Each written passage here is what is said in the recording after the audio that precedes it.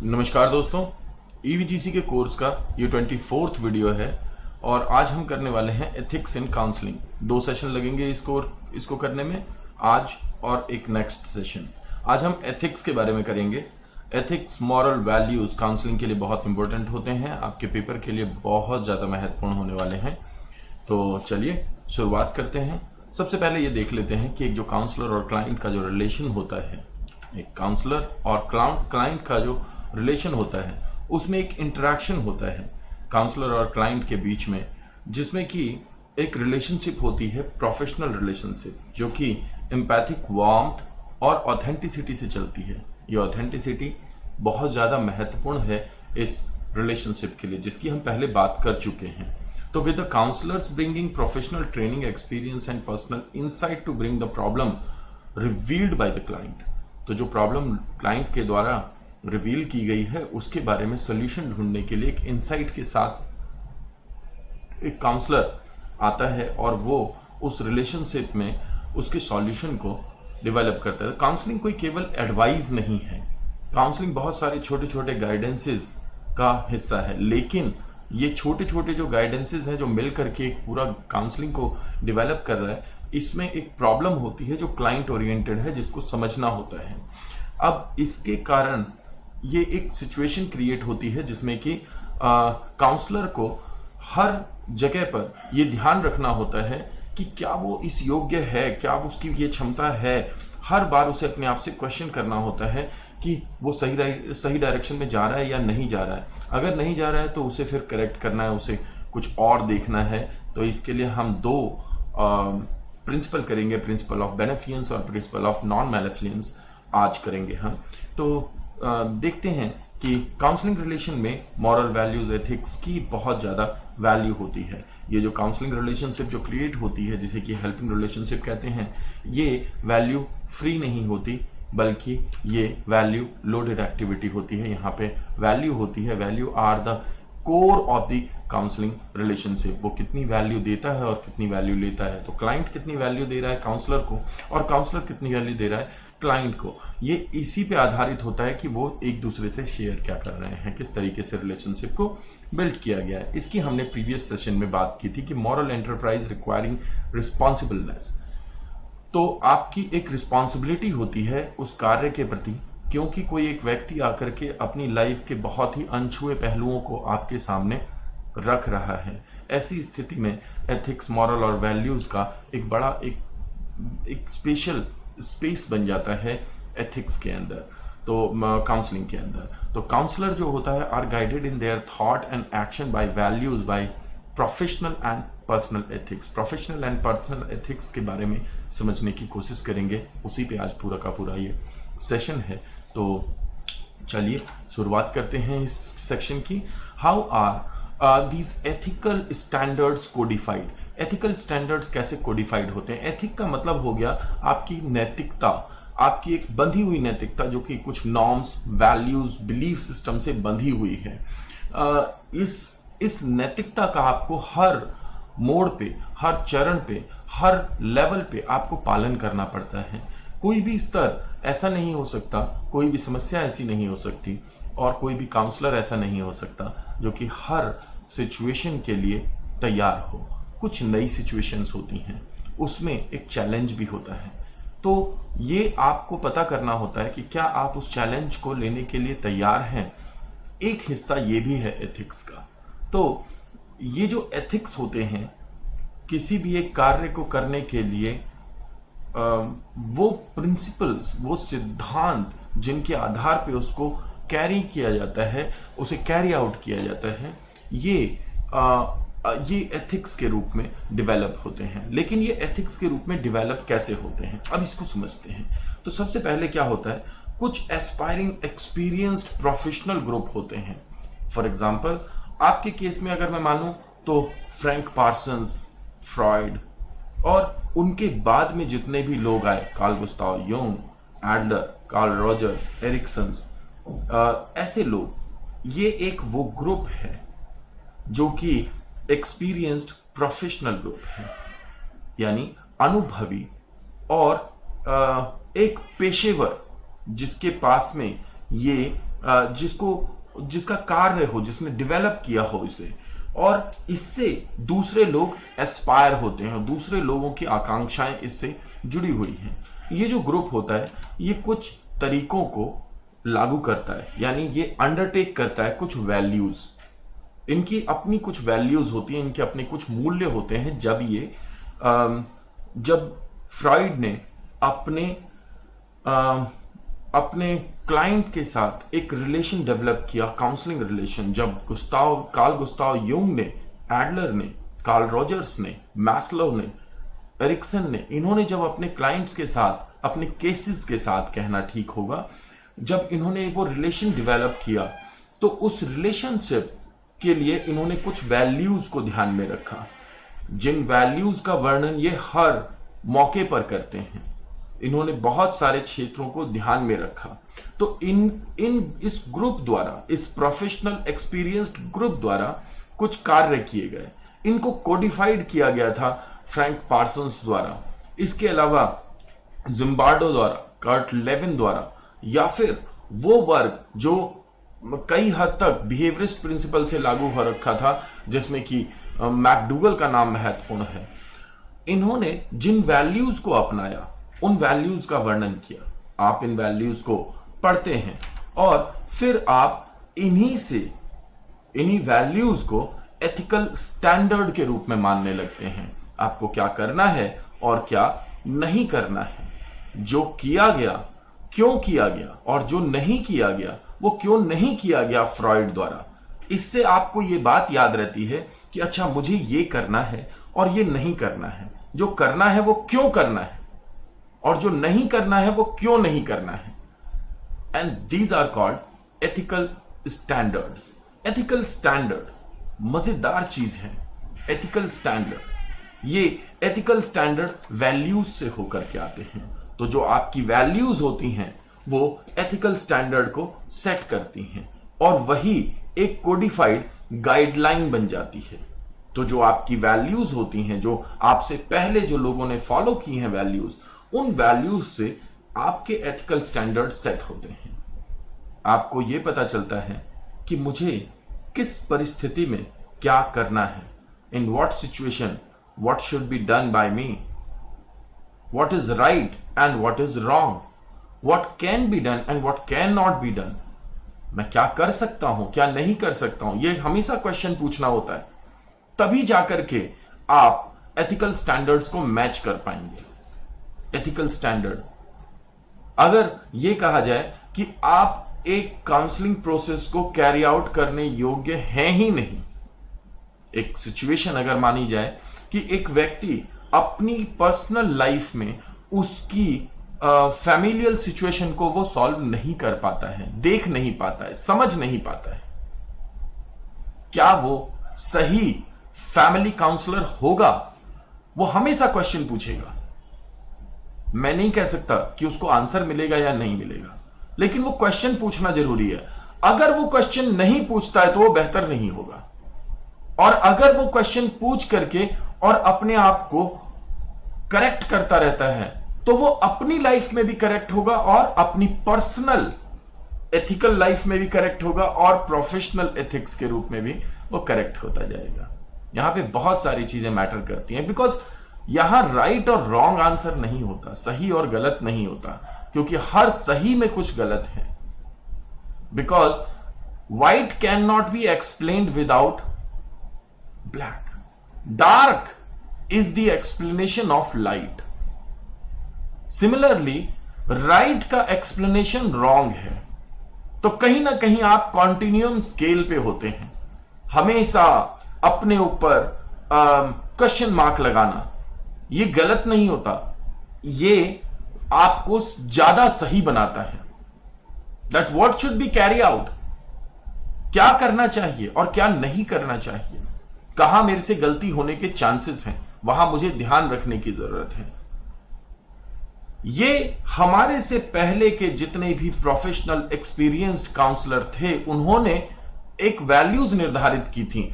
उन वैल्यूज को हम आज एथिकल स्टैंडर्ड के रूप में रखते हैं, और इन्हीं से कोडिफाइड इन्हीं से कोडिफाइड गाइडलाइंस बनती हैं जो नए काउंसलर को करना चाहिए, जो इनएक्सपीरियंस्ड काउंसलर्स गलती करते हैं। वो क्या है?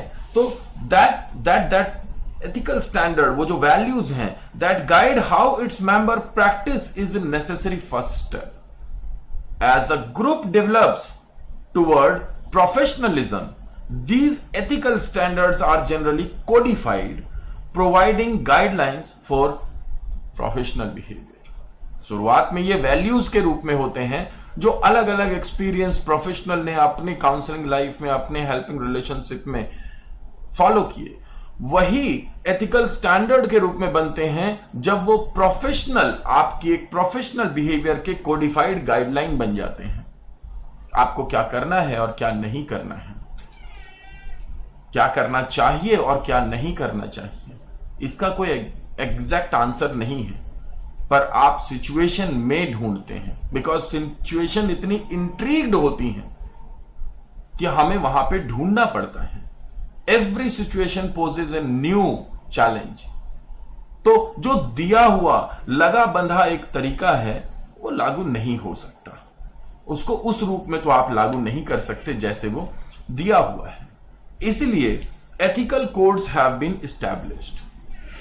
Ethical code have been established कि एथिकल कोड क्या है। इसमें दो प्रिंसिपल बात लागू होते हैं जिसकी बात करेंगे आगे, कि मैं ये क्लाइंट के फायदे में कर रहा हूं। पहला तो ये प्रिंसिपल है, और दूसरा है कि मैं ऐसा कुछ क्लाइंट के लिए कर रहा हूं जिससे उसे कम नुकसान हो। ये तो मुझे पता है कि किसी ना किसी केस में उसे नुकसान होगा, पर कम नुकसान हो। तो कम नुकसान होने का सिद्धांत और फायदे का सिद्धांत, ये दो हैं। इनको बेस माना गया एथिकल स्टैंडर्ड का। कहीं पे भी जब आप फंसेंगे तो दो सिद्धांत लागू कीजिएगा जिसकी हम अभी बात करेंगे। इन सिद्धांतों के आधार पे एथिकल कोड्स को इस्टैब्लिश किया गया। किसके द्वारा इस्टैब्लिश किया गया? कम से कम 5 ऐसे दुनिया के संगठन हैं जो इन्हें इस्टैब्लिश करते हैं। पहला, American association for counselling and development, AACD। आपको नंबर 1 पे इसी को फॉलो करना है, हालांकि बहुत जगहों पे दिया होता है APA। APA is American psychological association. American psychological association otherwise एक ऐसा सेक्शन है जो पूरे साइकोलॉजी के सभी 16 पैराडाइम, कम से कम 16 पैराडाइम को समझाता है, उसके बारे में बात करता है। लेकिन जहां तक AACD की बात है तो यह बहुत स्पेसिफिकली काउंसलिंग की बात करता है। अभी पास्ट में क्या था और फ्यूचर में क्या होना चाहिए। Third section, national association for social workers यानी NASW। Fourth, British association for counselling BAC। और fifth, British association for counselling and psychotherapy, again BACP। तो 2 ब्रिटिश, 2 अमेरिकन, एक नेशनल भी याद कर लीजिएगा। ऐसे बांट के याद करते हैं, इसीलिए मैं हिस्सों में पढ़ाता हूं आपको। एक रोटी को आप पूरा नहीं खा सकते, उसको तोड़ना पड़ेगा, तब जाकर के वो आपका हाजमा बनेगी। इसमें से ध्यान रखिएगा, ऑन प्रायोरिटी आपको AACD याद रखना है। वैसे ये पांचों ही याद रखिएगा क्योंकि इसका एक रोल है। क्या रोल है? पेपर में एक शॉर्ट फॉर्म दे दी जाती है और कहा जाता है इसकी फुल फॉर्म क्या है, और आपको फ्री में वो 2 नंबर या 1 नंबर जो भी है मिल गए। आपका पेपर कितने मार्क्स का है वो डिपेंड करता है। वैसे यहां पे आपको 1 नंबर मिलता है। खैर, तो ये फ्री का मार्क्स होता है अगर आप इसे याद कर लें तो। यही 5 हैं जो कि आएंगे, इसके अलावा कोई छठी एसोसिएशन नहीं पूछी जाएगी इस केस में। हाँ, एक दूसरा केस है जिसमें योजनाएं पूछी जाती हैं, जैसे DPEP की फुल फॉर्म क्या है, ECCE की फुल फॉर्म क्या है, ये भी हो सकता है। We will talk about that. तो एथिकल कोड्स कौन इस्टेब्लिश करता है? ये 5 संगठन इस्टेब्लिश करते हैं। क्यों करते हैं? क्योंकि इसके पीछे कुछ 3 रीजन बताए हैं वैन हुजे और कॉटलर ने। वैन हुजे और कॉटलर ने इस पे 3 रीजन बताए हैं कि why professional codes of ethics exist, क्यों जरूरत है प्रोफेशनल कोड ऑफ एथिक्स की। प्रोफेशनल कोड्स ऑफ एथिक्स क्यों जरूरी है, क्यों ऐसे नैतिक नियम जरूरी हैं काउंसलिंग को चलाने के लिए, जो दिए गए हैं, जिन्हें आप अपना रहे हैं एज ए काउंसलर, जिनके बारे में आपने पढ़ा है एज ए काउंसलर, वो जरूरी ही क्यों है? Why at the first place we need them. और फिर हम देखते हैं कि इसमें से सबसे पहला जो कारण है वो है government. Protect a profession from government interference and assert autonomy of profession through self regulation. What is self regulation? मैं अपने ऊपर खुद नियम बना रहा हूं। मैंने अगर अपने लिए खुद नियम बना लिए हैं और मैं उन नियमों पे चल रहा हूं इस पर्टिकुलर दायरे में, तो सरकारों को यह निर्धारित करने की जरूरत नहीं है कि मुझे क्या करना है और क्या नहीं करना है। तो गवर्नमेंट का इंटरवेंशन, इंटरफेरेंस कम से कम हो, इसके लिए आपको जरूरत है कि आपके एथिकल कोड ऑफ कंडक्ट बने हुए होने चाहिए। एथिकल कोड ऑफ प्रोफेशनलिज्म बना हुआ होना चाहिए। अगर यह बना हुआ होगा तो आप सरकार की झंझटबाजी में नहीं फंसेंगे। क्यों नहीं फंसेंगे? भाई मैंने ये नियम फुलफिल किए हैं। कौन से नियम? जो ब्रिटिश एसोसिएशन फॉर काउंसलिंग चलाती है, या फिर वो जो कि American association for counselling and development लागू कर रही है, या अमेरिकन साइकोलॉजिकल एसोसिएशन लागू कर रही है। आपको यह पहले ध्यान रखना होगा कि आप कौन से एथिकल कोड ऑफ कंडक्ट को लागू करते हैं। उसकी आपके पास बुक होनी चाहिए, किस परिस्थिति में आपको क्या करना है उसको आप रेफरेंस ले सकते हैं। यह बड़ी महत्वपूर्ण चीज है। सेकंड, दूसरा महत्वपूर्ण है, सेल्फ डिस्ट्रक्टिंग ना हो जाए आप। Protect a profession from self destructive internal bickering. Internal bickering क्या होता है? अंदर से टूटना, बिखरना चालू हो जाता है एक कोई प्रोफेशन अगर उसमें नियम ना हो। तो बिना नियमों के, तो एक वो कहते हैं ना कि बिना नियमों के हम क्या हैं? हम जानवर ही तो हैं। ये कुछ सामाजिक, व्यक्तिगत हमारे कुछ नियम ही हैं जो हमें इंसान बना करके रखते हैं, जिनका हम पालन करते हैं। और अगर हम इनका पालन ना करें तो क्या अंतर हो जाता है एक जानवर में और इंसान में? यही एक प्रोफेशन में अगर इन नियमों का पालन ना किया जाए तो वो profession self destructive and bickering हो जाएगा, बिखरने लगेगा। वो कौन से प्रिंसिपल हैं? वो प्रिंसिपल हैं जो कहलाते हैं ethical principles, ethical code of profession. ये जरूरी है। तो प्रोफेशनल कोड ऑफ एथिक्स या एथिकल कोड्स ऑफ प्रोफेशन ये जरूरी है। तो तीसरा कारण जो वैन ह्यूजे ने और कोटलर ने देखा वो था protection from specially the people. हमारी कई बार बात हुई है और यहां पे समझ लेना इस बात को जरूरी है कि कई बार क्या होता है कि आप जिसको काउंसलिंग प्रोवाइड करवा रहे हैं वही बैकफायर हो जाता है और वो आपके ऊपर मैल प्रैक्टिस के सूट यानी कि केसेस डाल दिए जाते हैं। अब आप एक प्रैक्टिशनर हैं, आपने एक उस वक्त फैसला लिया एक इंटरवेंशन देने का। हो सकता है that intervention was not liked by the client, या फिर क्लाइंट कुछ और चाहता था। ऐसे में क्लाइंट आपके ऊपर केस करता है, उसे वहां पे प्रूव करना पड़ेगा। अगर आप अपने प्रोफेशनल कोड ऑफ एथिक्स का पालन कर रहे थे तो आप वहां पे इजीली दिखा सकते हैं जी ये मेरे प्रोफेशनल कोड्स ऑफ एथिक्स हैं जिसके अकॉर्डिंग मैंने ये स्टेप्स लिए हैं और मैं कहीं पे भी गलत नहीं हूं। बस क्लाइंट शांत हो गया, क्योंकि कोर्ट ने उसे शांत कर दिया, क्योंकि आपने अपने नियमों का पालन किया है।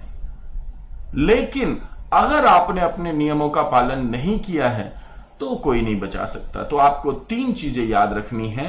सेल्फ, आपको याद रखना है सेल्फ, दूसरा याद रखना है गवर्नमेंट और तीसरा याद रखना है क्लाइंट।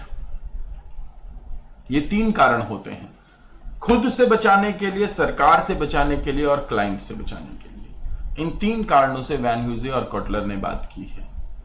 अब ऐसा हो सकता है कि वैन ह्यूजे और कोटलर का नाम नहीं आएगा, लेकिन क्वेश्चन आ जाए कि हमें प्रोफेशनल कोड ऑफ एथिक्स की जरूरत क्यों होती है। या क्यों नहीं होती है। जब पूछा है क्यों होती है तो 1 2 3 दे देगा और बाद में पूछेगा ABCD में 4 ऑप्शन में कि 1 and 2, 1 2 and 3, 2 and 3, इस तरीके से। अदर क्वेश्चन वुड बी इनमें से कौन सा कारण नहीं है और ये 3 कारण दे देगा। This is how this question can be asked, right. तो आप इसको याद रखेंगे।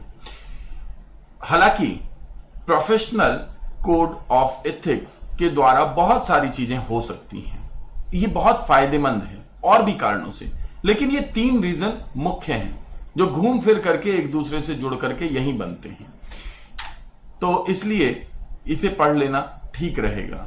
वैसे अगर पर्सनली मैं बताऊं तो मैं जो फॉलो करता हूं वो American association for counselling and development के नॉर्म्स को मैं फॉलो करता हूं कि वो ठीक है।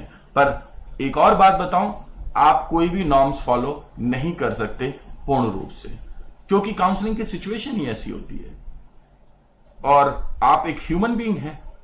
आपके अपने एजम्पशंस, आपकी अपनी वैल्यू और बिलीफ सिस्टम प्रभावित करेगा ही काउंसलिंग रिलेशनशिप को। इसलिए आपको एक प्रोफेशनल कोड ऑफ एथिक्स रखना चाहिए ताकि वो आपको बताता है कि आप दायरे में हैं।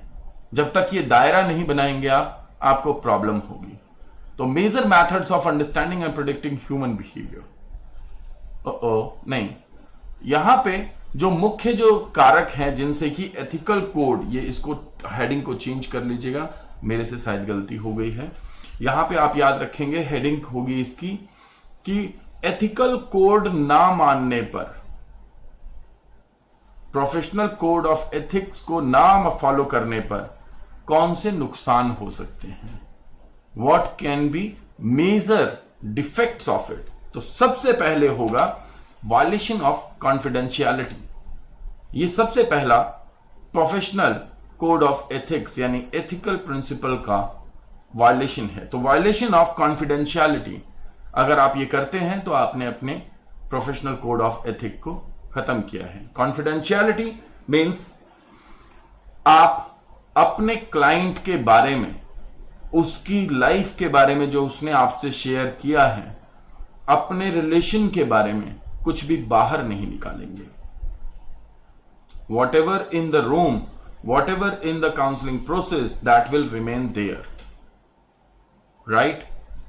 हाँ, आप स्टूडेंट से भी अगर केस स्टडी करते हैं तो भी वहां पे सूडोनिम का इस्तेमाल करेंगे, यानी एनोनिमस रखेंगे आप क्लाइंट को।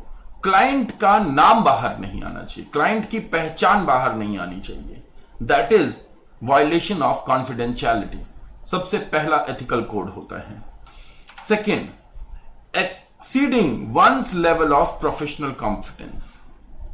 आपका प्रोफेशनल कॉम्पिटेंस जो है वो उसके लेवल से ऊपर जाकर के और आप कुछ करना चाह रहे हैं, मींस क्लाइंट को आप मजबूर कर रहे हैं कि वो कुछ ऐसा शेयर करे आपसे जो उसे शेयर नहीं करना चाहिए या जो वो शेयर नहीं करना चाहता है। तो ये हुआ कि आप अपने प्रोफेशनल कॉम्पिटेंस के लेवल से को क्रॉस कर रहे हैं, which is wrong. Negligent practice. Negligent practice, कई बार हम लापरवाह होते हैं कुछ चीजों के बारे में, जो हमने कह दिया, जो हमने बोल दिया, जो हमने एडवाइस किया, जो हमने प्रोफेशनल एडवाइस किया, वो गड़बड़ हो सकता है। ऐसी स्थिति में आपको आप कानूनी और एथिकल दोनों ही बाउंड्रीज के अंदर होते हैं, तो इसको हमें ध्यान रखना होता है। आपकी प्रैक्टिस समाप्त हो सकती है और आप ऐसा हो सकता है कि फिर फर्दर भविष्य में कुछ भी ना कर पाए, तो इस बात को आप ध्यान रखेंगे। नेक्स्ट इज, आप कभी कभी क्योंकि क्लेम करते हैं जो आप होते ही नहीं हैं, तो claiming expertise one does not possess. आपके पास जिस चीज की एक्सपर्टीज नहीं है, आप उसकी एक्सपर्टीज पजेस करने का क्लेम करते हैं। जैसे कि अगर मैं कहने लगूं कि मैं किसी की को शॉक थेरेपी दे सकता हूं, नहीं, मैं नहीं दे सकता। क्यों नहीं दे सकता? क्योंकि वो उसको फिजिकल लेवल पर मेडिकली, क्लिनिकली एक्सपेरिमेंट के द्वारा हार्म कर सकता है, जिसके लिए मैं ना तो एक्सपर्ट हूं और ना ही एक्सपीरियंस्ड हूं और ना ही ट्रेंड हूं। In all these three things I don't have, और मैं अगर ये कहने लगूं कि मैं ये कर सकता हूं तो ये एथिकल कोड ऑफ कंडक्ट के विरुद्ध होगा। This should not be happen, right. तो आप अगर मजाक में कह रहे हैं चल जाएगा, आप अगर प्रोफेशनल काउंसलिंग प्रोसेस के दौरान कह रहे हैं नहीं चलेगा, राइट। तो क्योंकि आपको वो वैल्यूज मेंटेन करके रखनी है। क्लाइंट को अगर ये बात पता चली कि आप कुछ गलत बोल रहे हैं तो इससे सिर्फ एज ए काउंसलर आप अपना धरातल नहीं खोते, काउंसलिंग प्रोसेस से ही उसका विश्वास उठ जाएगा। तो आपको अपनी वैल्यूज को किसी क्लाइंट के ऊपर इंपोज नहीं करना है। ऐसा हो सकता है जैसे हमारे घरों में क्या होता है, हम कई बार अपनी मम्मी को तू तड़ाक से बात करते हैं, लेकिन कुछ लोगों के लिए ऐसा हो सकता है कि ये गलत हो, पर हम इसको चेंज नहीं करते। क्यों नहीं चेंज करते? क्योंकि एक वैल्यू सिस्टम पे है। ये एक फैमिली की शुरुआत में है कि वो क्या बोलते हैं। तो बेसिकली अगर मैं एक साधारण तरीके से बताऊं कि जब आप एक ओम जय जगदीश आरती पढ़ते हैं तो उसमें कहते हैं आप तेरा तुझको अर्पण, तो तेरा और तू आप भगवान के लिए यूज कर रहे हैं। मतलब हमें एक पॉजिटिव नॉर्म ढूंढना पड़ता है। पॉजिटिव नॉर्म कैसे ढूंढना पड़ता है कि यार ये अगर अपनी मम्मी को तू कह रहा है तो उसमें नेगेटिव नहीं है, उसमें पॉजिटिव है। इस पॉजिटिव को ढूंढना पड़ेगा आपको in order to help the person. ऐसा नहीं होना चाहिए कि आप अपनी वैल्यूज को इंपोज कर दें उसके ऊपर। इसको ध्यान रखेंगे तो आप अपनी वैल्यूज को इंपोज नहीं करेंगे, बल्कि उसकी वैल्यूज को सुनेंगे। बात समझ में आई? ऐसे बहुत सारे एग्जाम्पल हो सकते हैं जिसमें कि एक काउंसलर है और एक क्लाइंट है।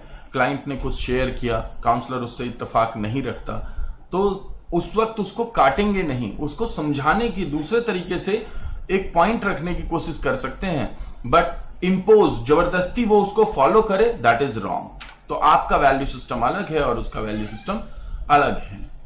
अब एक समस्या होती है जो बहुत ज्यादा मिलेगी आपको। जैसे आप डॉक्टर के पास जाते हैं तो डॉक्टर आपकी सारी प्रॉब्लम का सॉल्यूशन नहीं करता, छोड़ देता है कि आप दोबारा उसके पास में वापस आओ इलाज करवाने के लिए। ये डॉक्टर कौन होता है? ये आपकी डिपेंडेंसी क्रिएट कर रहा है, क्योंकि उसको अपनी दुकानदारी चलानी है। एक बार में अगर प्रॉब्लम को सॉल्व कर देगा तो राजनेता क्या करते हैं? आपकी सारी समस्याओं का हल नहीं करते, वो आपकी डिपेंडेंसी क्रिएट करते हैं। काउंसलर का ये काम नहीं होता। काउंसलर का काम होता है क्लाइंट को सेल्फ डिपेंडेंट बनाना। तो अगर कहीं पे भी आप डिपेंडेंसी क्रिएट कर रहे हो कि ऐसा लगने लगे क्लाइंट को कि मुझे काउंसलर से मिलते ही रहना है अगर मुझे बेहतर होना है, तो that is wrong, that is unethical. तो what is unethical? Unethical is creating dependency in client. Sexual activity with the client. Sexual activity with the client is wrong. बहुत सारे केसेस में ऐसा देखने के लिए मिलता है। आप एक फ्रॉइड को अगर आप छोड़ दें, सिगमंड फ्रॉइड को, तो आपको जितने भी पुराने काउंसलर मिलेंगे उनमें ज्यादातर के नाम के साथ कहीं ना कहीं ये जुड़ा हुआ मिलेगा कि वो अपने क्लाइंट, अपने स्टूडेंट के साथ इन्वॉल्व रहे। That is unethical. So sexual activity with a client is in unethical. Why? Because आप द वन यू लव और द वन यू हेट और the one you are beneficence, आपको फायदा हो रहा है जिससे, ऐसे तीन लोगों को आप हेल्प नहीं प्रोवाइड करवा पाएंगे, ट्रू हेल्प। क्यों? क्योंकि फिर आपकी भावनाएं, आपके इमोशंस और आपकी सेल्फ नीड उसको, उस रिलेशन को डिक्टेट करने लगेगी। इसलिए प्रोफेशनल रिलेशनशिप के दौरान आपको पर्सनल रिलेशनशिप क्रिएट नहीं करने चाहिए, खास करके सेक्सुअल, राइट? तो हाँ, व्यापार में, व्यवसाय में दोस्ती अच्छी होती है, इट्स वेरी गुड। दोस्ती में व्यवसाय अच्छा नहीं होता, लेकिन व्यवसाय में दोस्ती का स्तर होना चाहिए कि किस लेवल तक अच्छी होती है। अगर वो उस एक स्तर को क्रॉस करेगी तो आपको आज नहीं तो कल उसका छोटा नहीं तो बड़ा, नहीं तो छोटा हर्जाना भुगतना पड़ेगा। यही है ethics related to profession. So next is conflict of interest. What is conflict of interest? तो बेसिकली कंफ्लिक्ट ऑफ इंटरेस्ट का मतलब यह होता है कि अगर आप किसी एक काउंसलर को काउंसलिंग करने लगे, मान लीजिए कोई काउंसलर है और वो आपका क्लाइंट है, और वो आपसे अगर डिस्कशन के लिए आता है, तो आपको ये देखना पड़ेगा कि आप किसी ऐसे रूप में उससे जुड़े हुए नहीं हैं कि आप उसको प्रोफेशनली या पर्सनली नुकसान पहुंचा सकते हैं। कंफ्लिक्ट ऑफ इंटरेस्ट, इसमें कंफ्लिक्ट ऑफ इंटरेस्ट में बहुत सारी दूसरी भी चीजें होती है। फॉर एग्जांपल, आप एक लड़की है जो कि अपनी नई मैरिड लाइफ में है और वो आपके पास में काउंसलिंग के लिए आ रही है, और उसकी जो समस्याएं हैं वो ज्यादातर ऐसी हैं जो कि उसकी सास या उसके ससुर से जुड़ी हुई हैं। ऐसी स्थिति में उसकी सास आपके पास में आती है और वो आपके साथ में वो काउंसलिंग प्रोसेस में आना चाहती है, तो या तो आप दोनों को साथ में बुलाएं या फिर दोनों को बता दें कि मैं दोनों की काउंसलिंग कर रहा हूं। पर अगर आपने नहीं बताया, कंफ्लिक्ट ऑफ इंटरेस्ट के प्रॉब्लम हो जाएंगे यहां पे, तो आप उसको थोड़ा सा ध्यान रखें। अपार्ट फ्रॉम दैट, इसके अलावा यहाँ पे कंफ्लिक्ट इस तरीके के भी हो सकते हैं इंटरेस्ट के कि अगर आपने जल्दी प्रॉब्लम सॉल्व कर दी तो क्लाइंट आपको सारे सेशंस की फी नहीं देगा। आजकल तो ये ज्यादा होता है क्योंकि आजकल बहुत सारे लोगों ने क्लिनिक्स खोले हुए हैं, और वो जो पहले तक एक प्रोफेशनल टच नहीं मिला था इसे, आज की डेट में प्रोफेशनल टच इसके साथ हो चुका है, और फिर उसका दुरुपयोग भी बड़े तरीके से किया जाता है। बिकॉज इस प्रोफेशन में कभी ये पता ही नहीं चलता कि मैं पूरे तरीके से ठीक हूं या मैं पूरे तरीके से खराब हूं। तो क्लाइंट विल रिमेन क्लाइंट, तो आप उसे जब तक रखना चाहते हैं तब तक रख सकते हैं। तो that is the difference between a good counsellor and a bad counsellor. तो कंफ्लिक्ट ऑफ इंटरेस्ट को आपको दूर करना पड़ेगा। जो इसी से जुड़ा होता है कि questionable financial arrangements such as charging excessive fees, बहुत ज्यादा फीस लेने से आप कहीं ना कहीं उस रिलेशन के बेसिस को खो देते हैं। सिमिलर विद टीचिंग, तो बेसिकली आप जब बहुत ज्यादा फीस लेते हैं टीचिंग में, तो वो कहीं ना कहीं जो टीचिंग का रूप है उसको चेंज कर देता है और उस कनेक्शन को खराब कर देता है। दूसरी भी चीज है, एक और प्रॉब्लम है, वो भी बता देता हूं, जो इसके बिल्कुल उल्टा होती है। अगर आप काउंसलिंग में, टीचिंग में, लॉ की प्रैक्टिस में, जहां पे सर्विस सेक्टर है ज्यादातर, या डॉक्टर के पेशे में, आज इन सभी में कहीं पे भी जहां पे आप फ्री में सर्विस प्रोवाइड करते हैं, जहां फ्री ऑफ कॉस्ट ये सर्विस देते हैं, वो भी कंफ्लिक्ट ऑफ इंटरेस्ट को बढ़ावा देता है और वो कहीं ना कहीं अनएथिकल है। तो it should not be free yet it should not be too excessive fees. तो इन दोनों बातों को आपको ध्यान रखना है और कहीं मिड में ये सोचना है कि जो आपका जॉनरे है उसमें कोई व्यक्ति कितना पे कर सकता है, क्योंकि मैं कुछ ऐसा बेच रहा हूं, मेरी कुछ ऐसी दुकान है जिसमें कि मैं कुछ ऐसा बेच दे रहा हूं जो कि कोई और बेच ही नहीं रहा, तो मुझे लगता है कि ये भी ठीक नहीं है कि इसलिए मैं मोनोपोली का फायदा उठाऊं कि अगर केवल मैं ही बेच रहा हूं तब तो मैं कितने भी प्राइस पे बेच सकता हूं इसको, विच इज रॉन्ग। सो इसको भी थोड़ा सा ध्यान रखना जरूरी है, ये होता है। और इसके अलावा इम्प्रॉपर एडवर्टीजमेंट, आप अनएथिकल इशू कहलाता है, अनएथिकल कहलाता है अगर आप गलत तरीके का एडवर्टीजमेंट कर रहे हैं। अगर आप ये किसी को दिखाने की कोशिश कर रहे हैं कि मैं स्ट्रेस, फ्रस्ट्रेशन, डिस्ट्रेस, और एक बड़ा परिचित वर्ड हो गया है आजकल समाज में, और न्यूज एंकर्स के बीच में तो खास करके, दैट इज डिप्रेशन। तो इतनी जल्दी यूज कर देते हैं, पर कितने लेवल होकर के डिप्रेशन तक पहुंचना पड़ता है ये समझने वाली बात है। और जिन लोगों को डिप्रेशन की सही में स्पेलिंग नहीं आती होगी, वो डिप्रेशन को सुबह से लेकर शाम तक कई दर्जनों बार इस्तेमाल कर रहे हैं। तो आप समझ सकते हैं कि वो क्यों इस्तेमाल कर रहे हैं, क्योंकि वो गलत एडवर्टाइज हो गया है, उस टर्म को गलत एडवर्टाइज कर दिया गया है। ऐसा नहीं कि आपने किया, पर किसी ना किसी ने तो किया है, तो वो एक रॉन्ग एडवर्टीजमेंट है। क्योंकि राइट एडवर्टीजमेंट क्या होगा? राइट एडवर्टीजमेंट का मतलब there is no advertisement. Right advertisement का मतलब कि आपने लिखा हुआ है कि भाई मेरी दुकान यहां पे है, आपने अपना नाम लिख दिया, क्लिनिक का नाम लिख दिया, टाइमिंग लिख दी, इट इज इनफ। अब जो आपसे ठीक होकर के जाएगा वो दूसरे लोगों से बातचीत के दौरान सबको ये पता चलेगा भाई यहां पे कोई है। और फिर फर्दर आप उसके लिए ये कर सकते हैं, आप अपनी केस स्टडीज को छपवा सकते हैं, आप अपनी केस स्टडीज को लोगों के सामने ला सकते हैं। कैसे? विदाउट यूजिंग नेम्स, कॉन्फिडेंशियलिटी को बनाए हुए। तो जब आप केसेस को डिस्कस करते हैं, वो आपका सही एडवर्टीजमेंट हो सकता है। तो improper advertisement is not good, कि कहीं कोई ये कहने लगे कि भाई फांसी का फंदा लगा करके मैं इसको फांसी से बचा सकता हूं बिकॉज मैं एज काउंसलर हूं। So that is not right, ठीक है ना। तो ये अनएथिकल होते हैं। एथिकल इश्यूज जो होते हैं वो 4 प्रकार से मुख्य रूप से बांटे जाते हैं, जिनको आपको हमें पढ़ना है। तो उसमें सबसे पहला जो एथिकल इशू होता है, राइजिंग विद इंडिविजुअल काउंसलर। जो काउंसलर है उसके इंडिविजुअल के रूप में उसके साथ में जो सबसे पहला रूप आता है। सेकंड जो है वो एथिकल इशू होता है काउंसलर और क्लाइंट रिलेशनशिप का, सबसे महत्वपूर्ण यही होता है। तो थर्ड है जो एथिकल इशू इन्वॉल्व होता है टच को लेकर के, use of touch. Use of touch ये बहुत महत्वपूर्ण है। क्यों महत्वपूर्ण हो जाता है ये use of touch? Good touch, bad touch, है ना।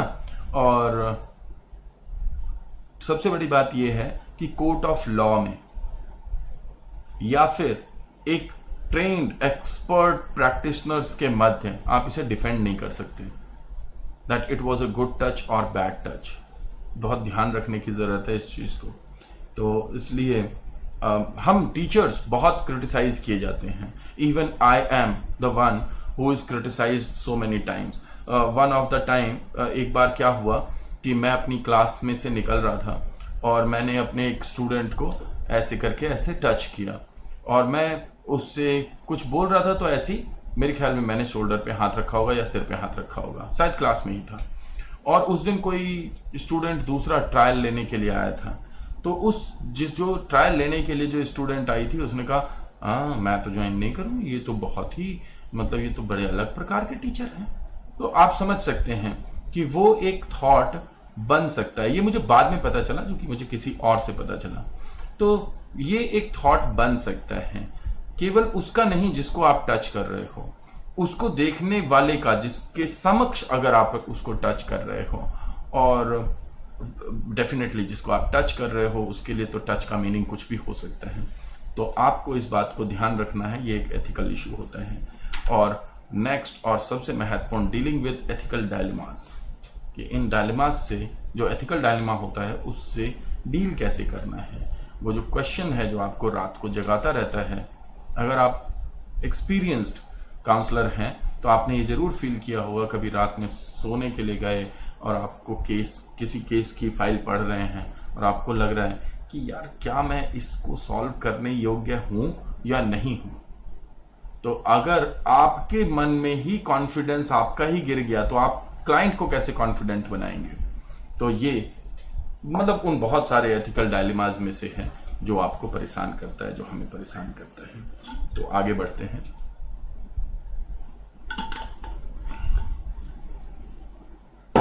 जी, so next is ethical issues rising with individual counsellor. जो हमने जो पिछली स्लाइड पे जो 4 सेक्शंस डील किए, हम इसमें से सबसे पहले वाला सेक्शन करेंगे। फिर इसके अंदर भी 4 सेक्शंस हैं, पहले उन 4 सेक्शंस को डिस्कस किया जाएगा। फिर हम दूसरे पे आएंगे, इसमें लगभग 6 सेक्शंस हैं, फिर हम उनको डिस्कस करेंगे और फिर आगे। तो आज हम पहले वाले के 2 सेक्शंस डिस्कस करेंगे, बाकी सारा काम हम कल करेंगे और ये कंप्लीट हो जाएगा कल। तो ethical issues arising within individual counsellor. Individual counsellor के साथ 4 प्रकार के एथिकल इश्यूज होते हैं। सबसे पहला जो है validation of self image and self esteem, यानी आपकी जो स्वयं की जो आपने इमेज बना रखी है और अपनी जो आप एक छवि देखते हैं, वो उसको कितना वैलिड मानते हैं आप इस कार्य को करने के लिए। जो कार्य आपको दिया गया है उसको करने के लिए कितना वैलिड मानते हैं, ये सबसे पहला एथिकल इश्यू होता है। सेकेंड, अभी इसकी बात करेंगे एक्सप्लेन में। Fitness to practice. Fitness to practice means fitness to practice, आप प्रैक्टिस के लिए, प्रैक्टिस करने के लिए कितने फिट हैं, this is your second. Third is competence. Are you competent enough to carry out counselling in particular this section? क्या आप इस विषय में सही हैं? आप सुबह सुबह उठ करके मंदिर जाते हैं, आप मंदिर में पूजा करते हैं, सिर पे तिलक लगाते हैं, तिलक नहीं भी लगाते तो भी आप बहुत ज्यादा धार्मिक हैं, और ऐसे में एक व्यक्ति है जो कि मुस्लिम है और उसने एक हिंदू से शादी कर ली। अब वो उस हिंदू पे दबाव बना रहा है कि तुम्हें धर्म परिवर्तित कर लेना चाहिए। अब वो आता है कि काउंसलिंग करने के लिए कि मेरी वाइफ को काउंसलिंग कर दीजिए। कितना बड़ा इशू है, सोच करके देखिएगा। Are you competent enough? आपको ये देखना है कि आप अपनी पर्सनल लाइफ में जिस प्रकार के हैं, क्या आप अपने प्रोफेशनल लाइफ में एथिकल हो सकते हैं उसके साथ में? That is the question. And next और last, personal safety. Personal safety is one another concern which is related to ethical concern. तो यही है एथिक्स। इसमें सबसे पहले बात करते हैं वैलिडेशन की। Validation of self image and self esteem मजेदार चीज है। सबसे पहले आपको ध्यान रखना होता है इसके लिए कि जो एथिकल डायलेमा है वो अराइज हो सकता है जब प्रैक्टिशनर किसी क्लाइंट या सिचुएशन को फेस करे जो कि उसकी आइडियल इमेज के विरुद्ध है। आइडियल इमेज, अब एक आइडियल इमेज बना रखी है और बिल्कुल उसके कॉन्ट्रावीन है, उसके अगेंस्ट है एक सिचुएशन या एक क्लाइंट। आप क्या करेंगे? आप उसके बारे में क्या सोचते हैं? फॉर एग्जाम्पल, एक व्यक्ति है जो कि टू मच हाइजीन है, बहुत ज्यादा साफ सुथरा रहना चाहता है, और एक गंदा सा क्लाइंट आ जाता है उसके पास में जो नहाया धोया भी नहीं है। तो सबसे पहला जो इंप्रेशन है वो एथिकल चैलेंज लेकर के आया है आपके पास में। Are you the right person? क्योंकि आपको तो सब जगह बहुत ज्यादा स्मेल आती है, जहां नहीं भी होती वहां भी आ जाती है। फिर आप क्या करेंगे? That is the problem. एक लेडी है जो कि आपके पास में आई है, बहुत सारा परफ्यूम लगा करके आ गई है और आपको उस परफ्यूम से थोड़ी सी प्रॉब्लम है। सिर्फ इतना भर भी आपके परसेप्शन को खराब कर सकता है। Validation, are you valid person? Question है। जो मैंने अभी रिलीजन वाली बात की थी उसमें there is a problem of validation. पहली बात तो वैलिडेशन की है कि आप इसके साथ इसको प्रोसेस करेंगे या नहीं करेंगे, और दूसरी बात कॉम्पिटेंसी की है, आर यू कॉम्पिटेंट इनफ और not.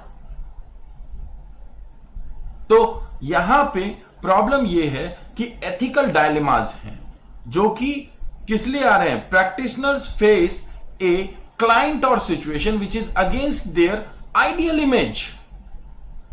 somebody is there who says that कि मैंने बचपन में मैं खेल रहा था और मैंने किसी को मार दिया, और आप सोचते हैं कि किसी को मारना एक बहुत बड़ा पाप है। मैंने गलती से उसे धक्का दे दिया, वो गिर गया और वो मर गया, लेकिन ये किसी को पता नहीं है बात। अब आपके पास ये प्रॉब्लम है कि आपकी आइडियल इमेज जो बनी हुई है उसके विरुद्ध है ये सिचुएशन। आप क्या करेंगे? What will you do? That is ethical dilemma. Ethical dilemma says पहले आपको उसकी बात सुननी है, आपको ये देखना है कि वो किस जगह पे जाकर के कहीं गलत है या कहीं पे सही है। पहले तो ये देखना है। वैसे आपको ये बात बता दूं कि अगर बचपन में उसने ये किया था और उसकी 18 साल से उम्र ज्यादा हो चुकी है और फिर उसके लिए अगर उस वक्त में सजा जो भी निर्धारित थी वो जुवी को मिलनी थी, अब वो जुवेनाइल है नहीं, इसलिए लॉयर्स उसे जेल तो जाने नहीं देंगे। खैर, ये एक उसका एक लॉ साइड है। But the thing is that आपको वहां पे सोचना है व्हाट टू डू। यही डायलेमा है, ethical dilemma. Should I conduct it और शुड आई नॉट? बिकॉज मेरे लिए ये बहुत नेगेटिव कार्य है जो इसने किया है, तो ये प्रॉब्लमैटिक है। सेकेंड, दूसरा जो पहलू है वो ये है, promoting personal values and belief in forms of counselling contravenes the principle of autonomy and fidelity. Autonomy और फिडेलिटी, फिडेलिटी का मतलब क्या होता है? ट्रस्ट यानी विश्वास, और ऑटोनॉमी यानी कि आपकी स्वायत्तता, आप आजाद हैं कुछ भी करने के लिए। अब होता क्या था पहले तक, जब तक काउंसलिंग एक प्रोफेशन के रूप में डेवलप नहीं हुआ, तब तक क्या होता था, घरों में समस्याएं होती थी, व्यक्ति के साथ प्रॉब्लम होती थी, और क्रिश्चियनिटी ने तो इसमें एक तरीका ढूंढा था कन्फेशन का, कि चर्च में जाओ, फादर से कन्फेशन करो, फादर से पूछ लो कि कैसे समस्या का हल करना है। मजेदार था, यही सोचा गया था और यही होता था। पर प्रॉब्लम क्या होती है उसमें प्रॉब्लम यह होती है कि आप अगर पंडित के पास गए, आप अगर पादरी के पास गए, आप अगर मौलवी के पास गए, वो अपना सेल्फ एजेंडा चलाते हैं काउंसलिंग के रूप में। तो इससे क्या होता है, आपकी फिडेलिटी यानी आपका विश्वास खतरे में आ जाता है, और दूसरा आपकी ऑटोनॉमी, स्वायत्तता खतरे में आ जाती है। आज की डेट में अगर ऐसा हो कि कोई एक व्यक्ति है जिसका अपना किसी चीज पे एक सुपरस्टिशियस या फेथ बहुत ज्यादा हो, तो क्वेश्चन किस पे आ जाएगा? फिडेलिटी और ऑटोनॉमी पे आ जाएगा, बहुत ज्यादा हो। तो वहां पे उसके लिए एक इंडिविजुअल काउंसलर के लिए एक चैलेंज आ गया। इंडिविजुअल काउंसलर के लिए ये इंडिविजुअल काउंसलिंग का एथिकल इशू है। वो क्या चैलेंज आ गया? वो चैलेंज ये आ गया, am I right person to carry this thing और नॉट? इट इज अनएथिकल कि आप अपना सेल्फ एजेंडा चला रहे हैं, आप अपने बिलीफ और वैल्यूज को फैलाने के लिए ऐसा कर रहे हैं, जो कि बिलीफ और वैल्यू आपकी भी है और क्लाइंट की भी है। और हम बात करते हैं शांतिपूर्ण सह अस्तित्व की, दैट पीसफुल को एग्जिस्टेंस। हमें क्लाइंट की ऑटोनॉमी और फिडेलिटी हर सूरत में बना करके रखनी है। दो वर्ड याद रखिएगा, ऑटोनॉमी एंड फिडेलिटी। फिडेलिटी यानी विश्वास और ऑटोनॉमी यानी स्वायत्तता। उसकी मर्जी है, उसकी, वो आजाद है, उसे आप डिपेंडेंट नहीं बनाइए, और उसकी स्वायत्तता, उसकी आजादी पे वार मत कीजिए। आप प्रोफेशनल हैं, आप थॉट को मोड़ सकते हैं, पर थॉट को मोड़ना, बिलीफ को मोड़ना और वैल्यूज को, मूल्यों को मरोड़ना या तोड़ना, ये अनएथिकल है, होना नहीं चाहिए। नेक्स्ट, भाई आप एक काउंसलिंग कर रहे हैं, आप कोई जमात नहीं चला रहे हैं कि आपका काम है वहां पे किसी के बिलीफ और उसकी वैल्यूज को तोड़ना और मरोड़ना अपने फायदे के लिए। नहीं, बिल्कुल भी नहीं। तो ये एक प्रॉब्लम है। एनी डिस्क्रिमिनेटरी एटीट्यूड, भाई कोई एक व्यक्ति होता है जिसके अंदर अंतःकरण में race, gender, disability, class, region, ability, opportunity, इन सब को लेकर के उसके अंदर डिस्क्रिमिनेटरी प्रैक्टिस होती है, किसी को भी लेकर के, लेकिन वो आपकी प्रैक्टिस ऑफ काउंसलिंग को इफेक्ट नहीं करनी चाहिए। अगर ऐसा कहीं पे है तो, अगर ऐसा कहीं पे है तो आप ये सोच सकते हैं, आज की डेट में टीचर्स भी इससे अछूते नहीं हैं। हर जगह पे आपको, बहुत जगहों पे आपको ये कास्ट, रिलीजन इजीली मिल जाएंगे, रेस इजीली मिल जाएगी, गोरा और काला। मैट्रिमोनियल उठा करके देख लो, सबको गोरी लड़की चाहिए शादी के बाद। हस्बैंड गोरा नहीं चाहिए, हस्बैंड कौन चाहिए? पैसे कमाने वाला। और बीवी कौन चाहिए? जो गोरी हो। तो इसका मतलब क्या हुआ? कहीं ना कहीं सोसाइटल लेवल पे कलर बायसनेस है, कास्ट, जाति। जब आपसे नाम पूछा जाता है पूरा आपका सरनेम, तो उसके पीछे आधार क्या होता है? एक स्कूल की टीचर जब बृहस्पतिवार के अपने व्रत वाले दिन किसी मुस्लिम या किसी लोअर कास्ट बच्चे को पैसे देकर के फल मंगाने की बजाय ढूंढती है कि इनमें से कौन ठाकुर है या कौन बनिया है या कौन ब्राह्मण है जिसको कि पैसे दिए जाएं और वो मुझे 2 फल ला करके दे दे। सोच के देखो, फल बेचने वाला कौन है ये नहीं सोचा उसने, पर फल ला करके मुझे वही व्यक्ति दे। सोच के देखो, ये क्या है? ये हमारे बायसनेस हैं, ये हमारे झुकाव हैं, और ये हमारे बहुत सारे प्रकार के झुकाव होते हैं। आजकल बहुत सारे लोग आते हैं, जब हमसे बात करते हैं, स्टूडेंट के मिलते हैं, तो वो यही कहते हैं कि नहीं, हमारे घर में तो भेदभाव नहीं होता जेंडर के बेस पे, हमारे घर में जेंडर के बेस पे भेदभाव नहीं होता। पर बेटा सोचने की जरूरत है, जो पापा वो जो लड़की को प्यार करते हैं ना, लड़की बड़ी मेरी प्यारी है और लड़का मेरा बदमाश है, तो लड़के की ठुकाई पिटाई होगी, काम कर भाई, तुझे नौकरी करनी है। और लड़की में कोई बात नहीं बेटा, अगर कम नंबर भी आए तो कोई फर्क नहीं पड़ता। आपको पता है ये जेंडर बायसिटी है। इसका मतलब क्या हुआ? आपके दिमाग में, आपके जहन में ये पीछे चल रहा है कि आप ये सोचते हैं कि लड़की तो शादी करके घर चली जाएगी और लड़का जो है वो यहां पे उसको नौकरी करनी है। किसी से लोअर एक्सपेक्टेशन रखना बायसिटी है, डिस्क्रिमिनेशन है। आजकल वो नहीं होता कि लड़की की ये जरूरत पूरी नहीं की, लड़के की वो जरूरत पूरी कर दी। आजकल तो उल्टा हो रहा है कि लड़की की जरूरत पूरी कर दी, क्योंकि सोसाइटी जो है ट्रेंड हो गई है। अब सोसाइटी ने इस बात की ट्रेनिंग ले ली है। क्या ट्रेनिंग ले ली है? कि भाई ये जो लड़की है, इसके ऊपर बंधन बना करके काम नहीं चलेगा, बल्कि इसको थोड़ा सा लाड़ प्यार दे दो। इसको बोलते हैं पैटर्नलिज्म। थोड़ा सा आपने एक्स्ट्रा प्यार दे दिया उसको, तो आपने ये निर्धारित कर दिया कि बेटा देख, तुझे मैं बहुत प्यार करता हूं, कभी भी कोई डिसीजन मेरी मर्जी के बगैर मत लियो। क्यों? कॉन्सेप्ट आज भी वही है, जर, जोरू और जमीन। There are 3 properties of man, जर, जोरू और जमीन। अब ये कॉन्सेप्ट अगर काउंसलर का है, because counsellor is also a human being, तो वो प्रभावित नहीं करना चाहिए क्लाइंट के वैल्यू, बिलीफ और लाइफ को। तो आपको उसको साइड रखना चाहिए, आपको अपनी बातों में, अपने समझ में, अपने थॉट में इसको ध्यान रखना चाहिए। और अगर कहीं से अगर क्लाइंट की तरफ से आ रहा है तो उसको भी आपको दरकिनार करना चाहिए, दरकिनार करना चाहिए, उसको बढ़ावा ना दें। And that is need of the day. So ethical issue. Next, therefore, the duty of all counselors should be to make every effort to be aware of one's own attitude, which might affect the strategies of intervention. तो हमेशा ये सबसे महत्वपूर्ण चीज है validation of self image के लिए, अपने एटीट्यूड को पहचानना। सिंपल भाषा में अपनी अभिवृत्ति को पहचानना, अपने अभिवृत्तात्मक व्यवहारों को समझना कि मैं क्या करता हूं, मैं कैसा हूं, और उसका प्रभाव किसी भी रूप में क्लाइंट के ऊपर ना पड़े। मैंने तीनों पॉइंट में यही बात की, आपकी आइडियल इमेज का प्रभाव ना पड़े, दूसरी बात आपके वैल्यू और बिलीफ्स का प्रभाव ना पड़े, और तीसरा आपके डिस्क्रिमिनेटरी एटीट्यूड का प्रभाव ना पड़े अगर किसी प्रकार का है तो। यही है validation of self image and self esteem. तो बेसिकली आपको वैलिड रहना है इन फ्रंट ऑफ क्लाइंट। आप में अगर ये सब चीजें नहीं हैं तो आप भगवान होंगे।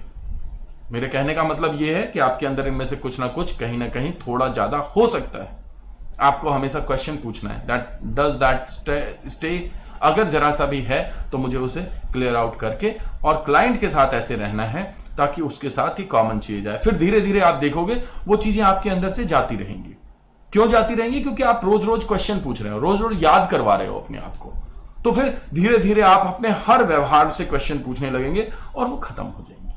बट ये बड़ा स्लो प्रोसेस होता है, slow and low process. Questioning is very important. Self questioning always, ये कुछ ऐसा है जो अंदर से अपने आप को धोना, ठीक है। और इसके बाद का काम कल के सेशन में होगा, नेक्स्ट सेशन में होगा। Thank you so much.